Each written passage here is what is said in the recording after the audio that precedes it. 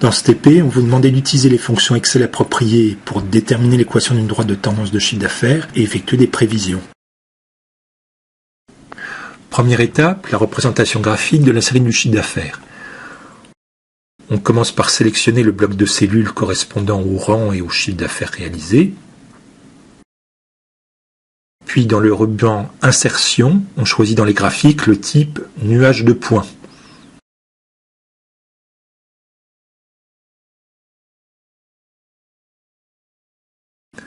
On redimensionne le graphique et on le positionne à l'endroit demandé.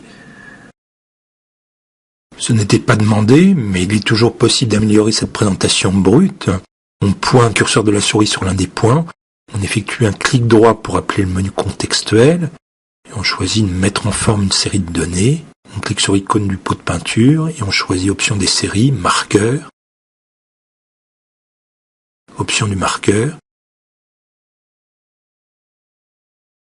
Par exemple, le remplissage rouge, bordure noire, en grossissant un peu les points.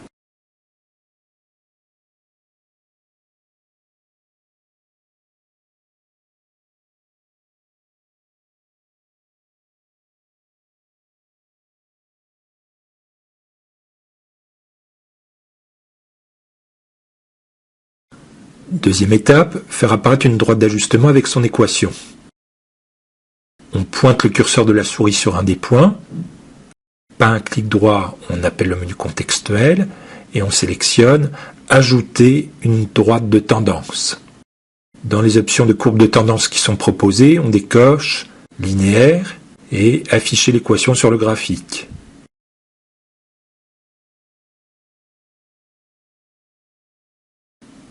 L'équation apparaît dans une zone de texte que l'on peut déplacer et mettre en forme.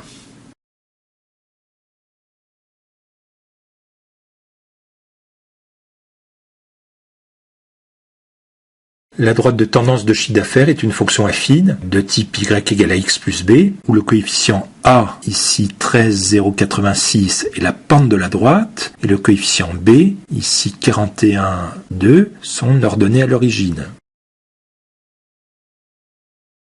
Il était demandé dans une troisième étape de retrouver ces paramètres avec les fonctions Excel.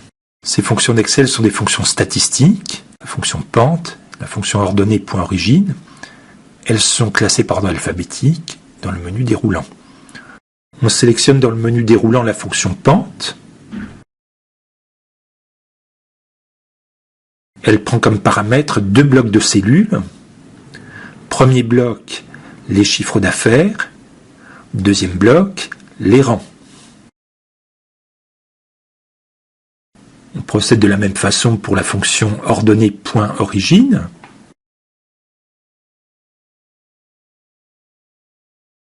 Cette fonction ordonnée point origine prend les mêmes paramètres.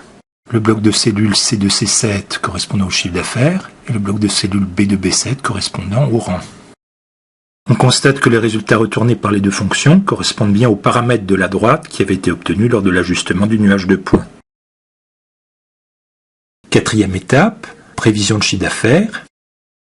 Sur la base de cette équation, on peut effectuer les prévisions de chiffre d'affaires pour le dernier trimestre qui correspondra à la 7e donnée de la série.